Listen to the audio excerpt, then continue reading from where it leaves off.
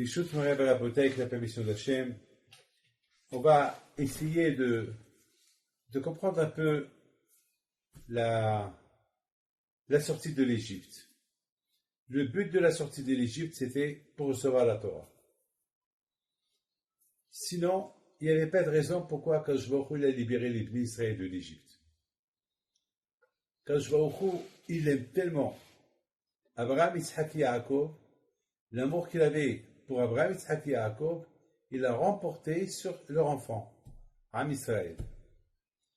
Et bien sûr que c'est écrit dans la Torah, pourquoi Kadosh Baruch Hu, il aimait Abraham Abinu. C'est écrit dans la Torah que Hachem, il aime Abraham Abinu pour une seule raison. Laquelle? Parce que Abraham Abinu, il va donner une bonne éducation à ses enfants. Parce qu'il faut savoir que les enfants, eux, c'est les porteurs du message des parents. Et c'est quoi le message des parents? Les parents, ils aiment Hachem. Alors, les parents, ils vont donner une éducation aux enfants pour aimer Hachem. Donc, ça veut dire que s'il n'y avait pas les parents, si on n'avait pas nos parents, nous ne pouvons pas aimer Hachem, on ne peut pas connaître Akadosh Baruch Hu. Et si nous, on connaît Akadosh Baruch Hu, c'est par rapport à nos parents. Alors, la Torah dit, c'est la raison pourquoi Hachem, il aime Abraham. Pourquoi Hachem, il aime Abraham, Abinu, alav shalom, pourquoi Hachem, il aime Abraham, Yitzhak, Yaakov? Parce qu'eux, ils ont transmis l'ADN de l'amour d'Hachem. Aïe, aïe, aïe. Aimer Akadosh Baruch Hu. Ve'afta et Hachem Elokecha bechol levavcha u'b'chol nafshecha u'b'chol me'odecha. Comment on peut aimer Akadosh Baruch Hu si on n'a pas ça dans le sang, si on n'a pas ça dans le cœur, si on n'a pas ça dans la tête? Comment? C'est impossible. Et d'où on a cet amour d'Hachem? Eh bien, c'est grâce à Abraham, Yitzhak et Yaakov. Et c'est la raison pourquoi c'est écrit dans la Torah que Hachem, il aime Abraham. Pourquoi? Parce qu'Abraham, il va transmettre l'amour d'Hachem au Bnei Israël. Donc, Akadosh Baruch Hu, c'est ça qui a fait que, parce qu'Abraham Abinu alav shalom, à son époque, c'était une guerre pour croire en Dieu. C'était une guerre. Les gens, ils étaient idolâtres. Et Abraham Abinu, il aimait Akadosh Baruch Hu, il a découvert Akadosh Baruch Hu. Non seulement qu'il a aimé Akadosh, mais il a transmis l'amour d'Hachem à ses enfants. La preuve, regardez Yitzhak Abinu. Lorsqu'Akadosh Baruch Hu, il a mis à l'épreuve Abraham Abinu, et lui a dit, prends ton fils et sacrifie-le. On a vu qu'Abraham Abinu, alav shalom, il a pas posé des questions. Il aurait pu dire à Hachem, mais tu m'as dit que je vais avoir une descendance. Et maintenant que tu me dis d'égorger Yitzhak, alors oui, la descendance, moi je suis vieux, j'ai 134 ans, alors quoi? Il n'a pas posé de questions. Il aurait pu aussi lui dire, et si je l'égorge, à qui tu vas donner la Torah? Même ça, il n'a pas dit. Il n'y a rien, mamash. Mais la plus grande question, elle est, pourquoi c'est écrit vers Elohim Nissa et Abraham, quand il a mis à l'épreuve Abraham? Cette épreuve-là, entre vous et moi, monsieur, est-ce que cette épreuve, elle est pour Abraham ou elle est pour Yitzhak? Pour moi, l'épreuve, elle est plutôt pour Yitzhak Avinu, pas pour Abraham. Abraham, d'accord, il va l'égorger, point final. Mais Yitzhak, c'est lui le pauvre qui va rester, c'est lui qui va être égorgé. Yitzhak peut dire, papa, non. Vous savez, je vous donne la parole d'honneur. Beaucoup de fois, je me mets à la place de Yitzhak Avinu. Je ne sais pas si j'aurais écouté mon père. Je ne sais pas. Beaucoup de fois, je me mets dans la place de Yitzhak Avinu et je me dis, si un jour mon père m'aurait dit, David, Hachem m'a dit de t'égorger, est-ce que je vais l'écouter? Est-ce que je vais me laisser faire? Ça va être un grand problème. Ben, je ne sais pas si je vais l'écouter. Je ne sais pas. Donc, l'épreuve, ce n'est pas pour Abraham. L'épreuve, c'est pour Yitzhak. Alors pourquoi la Torah dit vers Elohim Nissa et Abraham, et Akadosh il a mis à l'épreuve Abraham? La réponse, elle est comme je vous ai dit tout à l'heure. Hachem, il a voulu montrer aux Malachim, aux anges, et montrer au monde entier combien Abraham, il aime Hachem. Tellement qu'il aime Hachem, il a transmis l'amour qu'il avait pour Hachem, il a transmis à Abraham, à Yitzhak Avinu d'une manière comme Abraham Avinu, il s'est sacrifié pour Hachem lorsque Nimrod il l'a jeté dans le feu, eh ben, il a transmis cet ADN de l'amour d'Hachem chez Yitzhak, que pour Yitzhak, c'était même pas une épreuve pour lui. C'est pour ça que la Torah n'a pas dit qu'Hachem il a mis à l'épreuve Yitzhak. Yitzhak, tellement qu'il aimait Hachem, il a reçu un amour, l'amour de son père, combien aimait Hachem. Pour lui, c'était même pas une épreuve. Mais l'épreuve, elle était plutôt pour Abraham. Est-ce Abraham, il va pas poser des questions? Pour Yitzhak, c'était pas une épreuve. Tellement qu'il aimait Hachem, 100%. Si Hachem lui dit, Yitzhak, je veux que tu te pends, je veux que tu t'égorges, je veux que ton pays t'égorge, il va pas dire non. Parce que déjà, il aimait Hachem. Et c'est pour ça que je trouve qu'il aimait Abraham. Et c'est ça, mes amis, ce que toute la fête de Pessah, elle est basée sur une chose. L'igata libilcha. Tu racontes à ton fils. L'igata libilcha. Alors, tu racontes à ton fils. Tu parles à ton fils. Dis à ton fils, qui suis-je?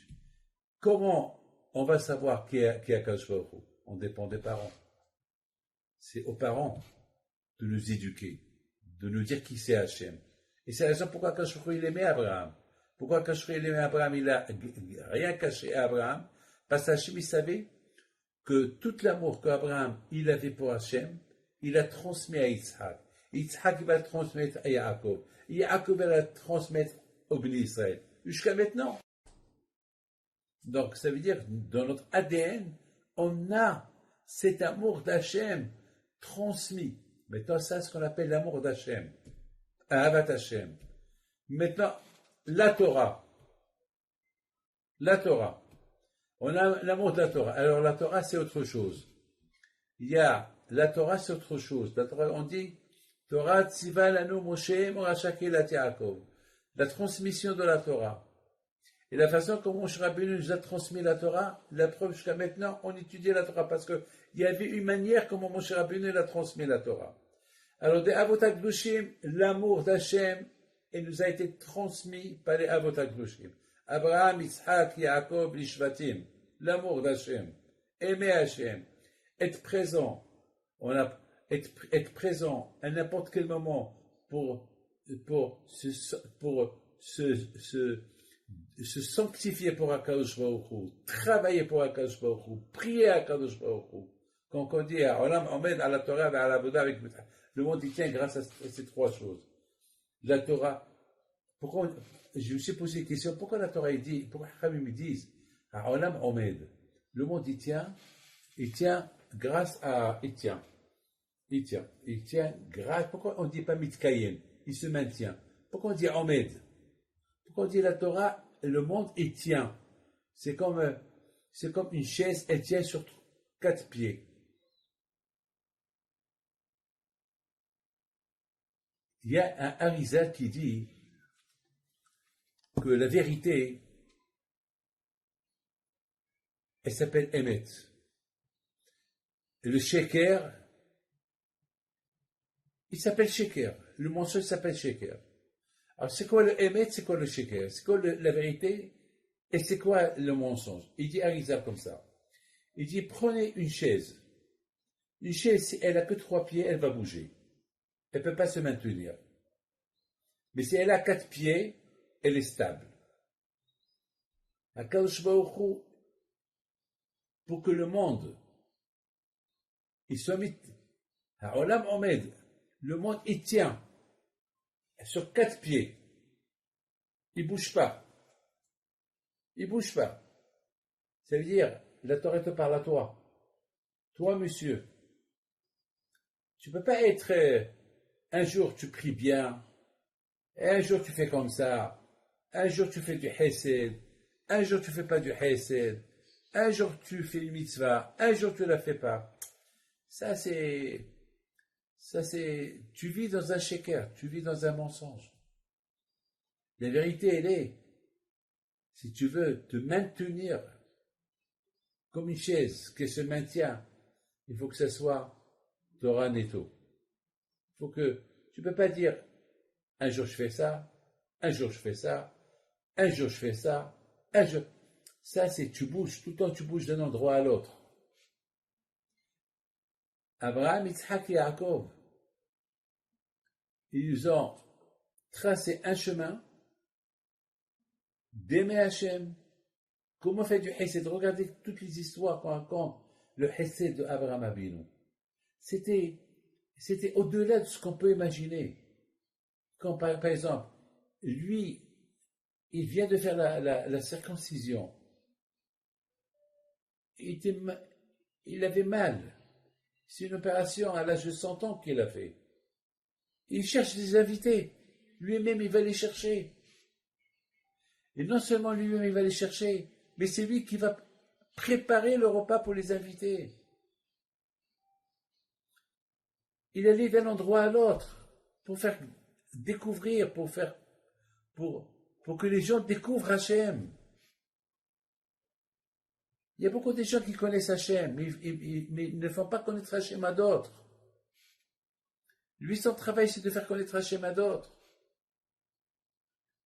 Noah, il a sauvé sa vie, mais il n'a pas sauvé d'autres personnes.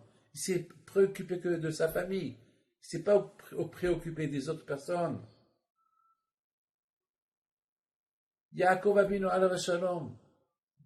On a vu les souffrances qu'il a souffert, Yaakov Avinu. Jamais il a dit à Hachem pourquoi. Il aimait Hachem. Jamais il a dormi. Yitzhak Avinu a donné son corps pour Hachem. Yitzhak Avinu alav shalom. Il avait tout pour être heureux. Mais malheureusement, il y a un Esav qui est sorti de lui et qui lui a gâché sa vie. Yitzhak Avinu n'a pas dit à Hachem pourquoi tu m'as donné un garçon comme ça. Le contraire, il a essayé par tous les moyens de le ramener vers Hachem, vers la Torah. Il n'a pas réussi à éduquer Esav, malheureusement. Il n'a pas réussi. Mais il a tout fait pour réussir. Mais il n'a pas réussi. Mais il a fait tous les efforts nécessaires. Abraham, Yitzhak et Yaakov, ils ont transmis l'amour d'Hachem. Ils ont transmis au Béni Israël comment aimer Hachem, comment servir Hachem, comment prier Hachem, comment faire du Hesed.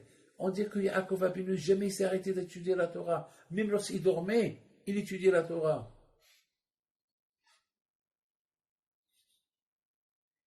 Il dit Rav Shach, le plus beau livre de moralité de la Torah, c'est les histoires d'Abraham, Yitzhak et Yaakov.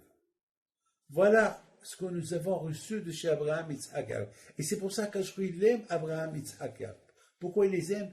Parce qu'Akadosh il a vu comment ils ont donné à leurs enfants l'amour d'Hachem. Je vous raconte une belle histoire, très belle histoire que j'ai lue de Rav Moshe Feinstein. Et de là, vous allez comprendre beaucoup de choses. Il y avait une fois Moshe Feinstein, ils sont venus chez lui, comment s'appelle, un voisin. Il lui dit, Rav Moshe, vous connaissez ces deux familles qui sont venues de Pologne après la Shoah? Il a dit, je connais. Alors, je n'ai pas compris, comment est-ce possible que d'une famille, ils sont deux frères, ils sont venus avec leur famille. Alors, deux frères, ils étaient célibataires, ils se sont mariés en Amérique, deux femmes bien religieuses. Et comment est-ce possible que d'une famille, ils sont sortis que des religieux, et de l'autre famille, ils sont sortis des athées? Et pourtant, les deux, ils sont religieux. Et pourtant, ils ont pris des femmes bien. Alors, comment d'une famille est sortie que des Bnei Torah, des enfants religieux mariés avec des enfants, des petits-enfants, et de l'autre famille, ils sont devenus athées? Qu'est-ce qui se passe? Et Rav Moshe Feinstein, alav shalom, Elle dit, je vais te donner la réponse. Je connais ces deux frères. Je connais ces deux familles. Je les connais, les deux, lorsqu'ils sont venus en Amérique. Ceux qui sont religieux, c'est parce que chaque fois qu'il avait un problème de Parnassa, il ne se plaignait pas. Il dit, c'est Menachem, c'est Akash qui a voulu comme ça. Alors, il a appris à ses enfants que tout vient d'Hachem. Comme moi, David Pinto, j'ai appris de mon père qu'il n'y a pas de mal chez Hachem, que même le mal qui arrive, c'est du bien. Donc, j'ai été éduqué comme ça. Donc, aujourd'hui, lorsque j'ai des problèmes, je ne vois pas de problème. Je dis, bon, mais la Shamaïm, c'est comme ça qu'on veut. J'accepte. Parce que j'ai été éduqué comme ça. Et je me suis éduqué moi-même de cette façon. Il faut savoir accepter. Comme que Hachem, il te donne le bien, Hachem, il peut te donner le mal. Et Rab Zusha, mais Anpoul et Alabassoumi dit que ça n'existe pas de mal qui vient de chez Hachem. Tout ce qui vient de chez Hachem, il est bien. Sinon, qu'on ne sait pas calculer. C'est tout. Pourquoi tu veux accuser le bon Dieu? Hachem, si tu crois en lui, tu crois qu'il veut te faire du mal, il veut te donner une claque, une gifle, non. Donc tout ce qui vient d'Hachem, c'est Hachem, c'est ce qu'il fait. C'est tout. Donc, point final. L'autre, Moshe Feinstein dit, l'autre famille, chaque fois qu'il avait un problème, il se plaignait.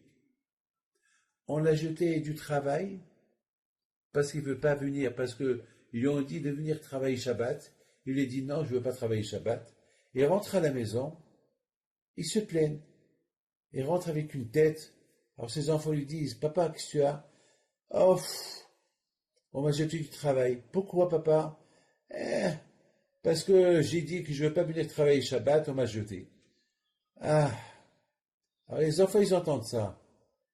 Alors qu'est-ce qu'ils disent les enfants? Ben, puisqu'il y a papa le pauvre, il souffre parce qu'il ne peut pas travailler Shabbat. Non, on va travailler Shabbat. Pourquoi souffrir? Lorsqu'un homme, devant ses enfants, il accepte le mal, il accepte en bien, alors les enfants, ils sont éduqués à accepter tout, à transformer tout en bien. Mais si quelqu'un, il se plaint toujours, il se plaint, les enfants, ils vont apprendre à se plaindre. Ils ne vont jamais accepter. Ils vont être heureux pour les bonnes choses qui leur arrivent. Du moment qu'il va quelque chose de mal qui va arriver, mais pourquoi le bon Dieu fait ça? Et du moment que tu dis pourquoi le bon Dieu fait ça et ça et ça, c'est fini. Il y a un halakha qu'on vient de lire ce matin. Qu'un homme qui dit que cette loi de la Torah, elle n'a pas de sens, il n'a pas hilek al-olam haba. Quelqu'un qui dit cette loi, cette halakha, elle n'a pas de sens. Je ne comprends pas pourquoi cette loi. Elle n'a pas de sens. Eh bien, ce monsieur-là, il n'a pas hilek al-olam haba. Même s'il connaît toute la Torah, mais parce qu'il a dit cette phrase-là, il n'a pas hilek al-olam haba. Pourquoi? Parce que comment tu peux dire une phrase pareille? Comment tu peux dire une phrase pareille? Que cette loi, elle a... Comment? Si tu crois en Dieu, comment tu peux... Comment de ta bouche, elle va sortir cette phrase? Cette loi, elle n'a pas de sens. Donc, tu casses tout. Quelqu'un qui parle comme ça devant ses enfants, c'est grave. Donc maintenant, on comprend très très bien Abraham, Isaac et Yaakov. Ils ont appris à leurs enfants aimer un Hachem d'un amour pur, sans tnaïm, sans condition, sans gvoul, sans limite. À tel point que Abraham a pu, même les plus graves épreuves qu'il pouvait avoir, il les a surmontées avec joie en plus. Donc son fils, il voyait ça. Donc son fils, il a pris de ça. Eh bien, c'est ça la fête de Pessah. Pourquoi Hachem l'a choisi? Am Israël, vous savez que lorsque Hachem a envoyé Moshe Rabbeinu à libérer les bénis Israël lorsqu'il a envoyé chez Paro, vous savez ce qu'il a dit Hachem à Moshe? Moshe, dit à Paro, Béni Bechori Israël. Vous imaginez comment il a traité ses amis Israël? Béni, mon fils, mon Bechor, mon bien-aimé. Toi, Paro, tu les as rendus esclaves. Moi, Hachem, je vais les rendre mes enfants. Ils sont mes enfants. Ils sont mon premier-né. Ça veut dire, vous savez c'est quoi le premier-né? C'est quelqu'un qui a 1 milliard d'enfants, le premier-né. Vous savez, 1 milliard de personnes, il y a la hiérarchie jusqu'à le premier-né. Ça veut dire, il y a 1 milliard de personnes dans le monde, et c'est qui le premier? C'est Am Israël. Tu te rends compte? Ça, c'est Hachem, il dit ça à Moshe, dis ça à Paro. Dis à Paro, toi que tu as abaissé mes enfants à être des avadim, des serviteurs, c'est mon premier-né. Toi, Paro, tu es 0. De l'hierarchie l'hierarchie humaine, toi, tu es le dernier. Et celui juif-là que toi, tu l'as rendu esclave, c'est lui mon premier-né. Béni Bechori Israël. Et grâce à qui? Et grâce à quoi? Hachem, il aime tellement Am Israël par rapport à Abraham, Isaac et Yaakov. Parce qu'eux, ils ont transmis dans notre ADN l'aïmouna, l'amour d'Hachem, jusqu'à maintenant. Donc maintenant, il y a un but. C'est quoi le but? Le but, lorsqu'on aime Hachem, c'est pas dire j'aime Hachem. Pour aimer Hachem, il faut la Torah. Prouve-moi que tu m'aimes. C'est vrai, thank you. Merci beaucoup que tu m'aimes. Mais prouve-moi que tu m'aimes.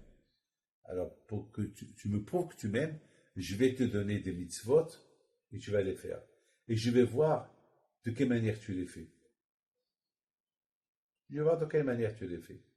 Comment tu te donnes. Comment tu t'investis. De quel amour tu les fais. Avec comment tu les fais. Et c'était ça le but de la sortie de l'Égypte. Le but de la sortie de l'Égypte, c'est pour recevoir la Torah. Maintenant, la Torah, elle nous donne quelque chose de magnifique dans la Torah. C'est écrit dans la Torah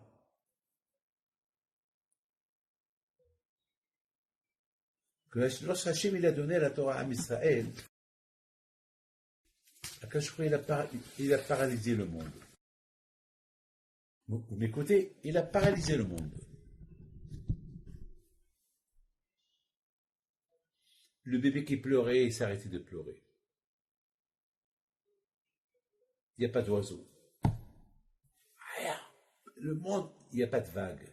Il n'y a pas de vent. Un silence total. C'est comme si vous êtes dans un désert, il n'y a rien.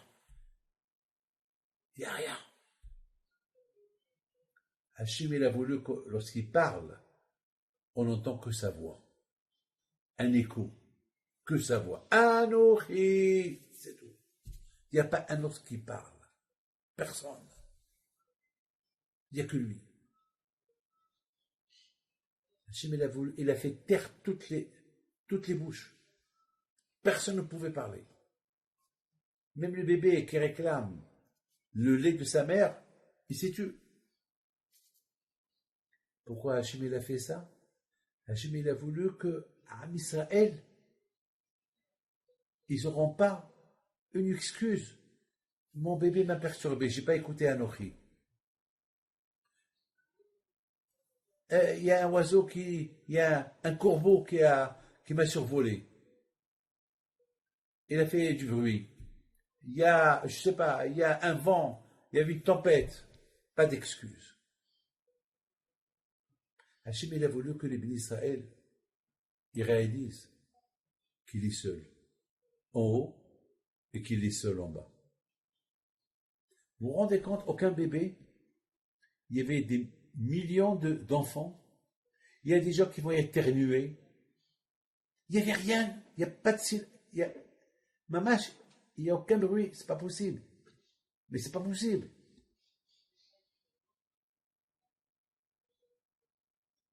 Il y a une leçon à prendre de là. Lorsqu'on est devant Hachem, on doit écarter toutes les pensées de la tête. Il faut qu'il y ait un silence dans ta tête. Hachem, il a créé un silence à Matan Torah. Hachem, il veut que tu fais pareil. Tu crées un silence lorsque tu es seul avec lui. Lorsque tu fais la Hamida. Concentre-toi dans la prière. Pense à lui.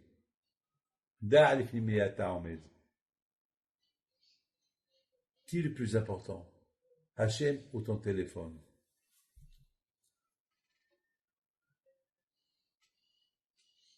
Mais pourtant, on a vu dans Matan Torah un autre événement qui s'est passé.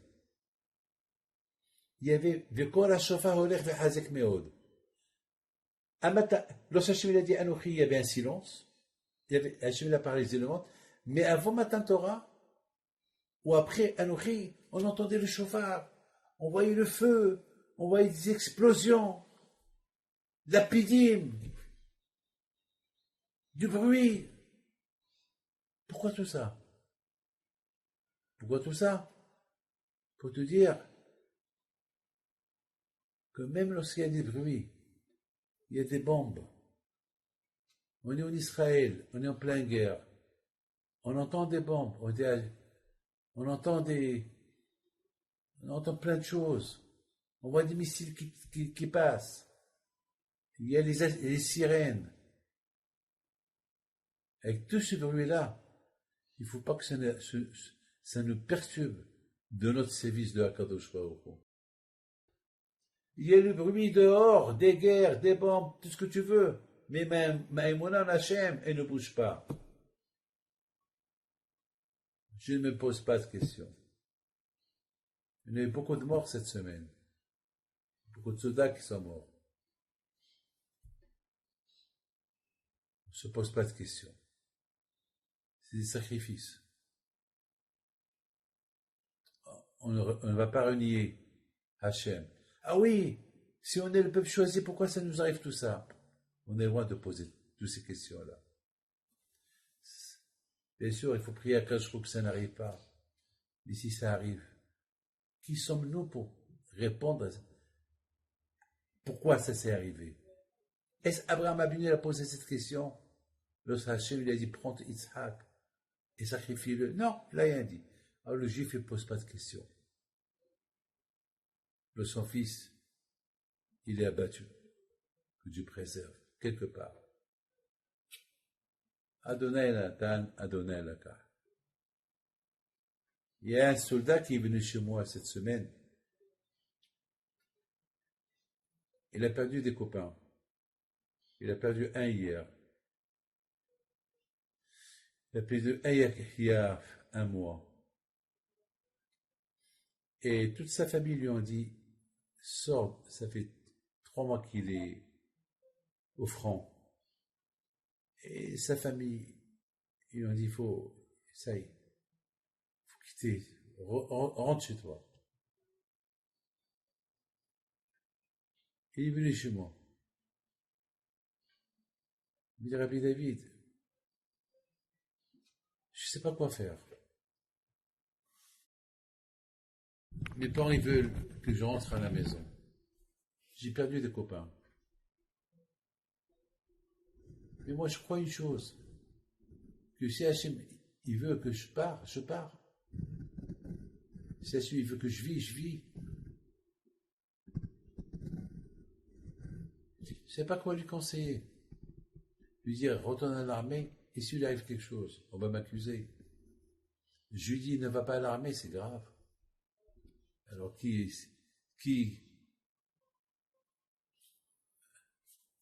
on ne peut pas conseiller à un soldat de ne pas faire son devoir. Je sais pas, j'étais un peu, je dis mon fils, quand Kadosh Baruch Hu t'aide à éclairer ta voie, si tu allais à Kadosh Baruch Hu et tu n'as pas peur, n'aie pas peur, va. Si tu as peur, c'est un problème. ne va pas. Et si tu n'as pas peur, et tu as une émouna, Kadosh Baruch Hu, va.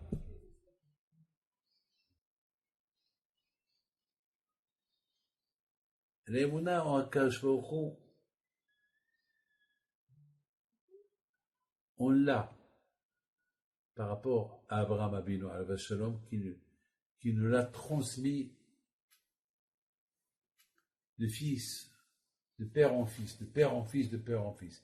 Mais jusqu'à que mon père me l'a transmis. Mais c'est à moi de la faire travailler. Après, c'est à moi de la faire travailler. C'est pas un cadeau.